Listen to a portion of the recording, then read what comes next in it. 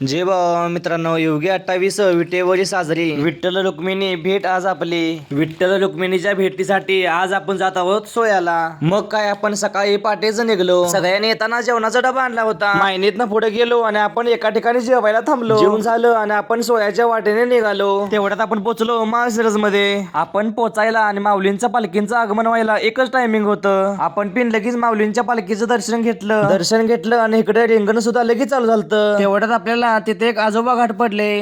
पहिल्यापासून 95 पासून येतोय. काय सांगताय? मग तुम्ही 95 पासून येताय? किती माणसं आहे ती? एकटा खरं?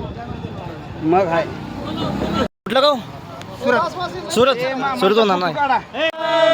महाराज की जय, तुकाराम महाराज की जय, आपापले मायबाप की जय. इथलं दर्शन झाल्यानंतर पुढे आपण अकलूज मध्ये निघालो.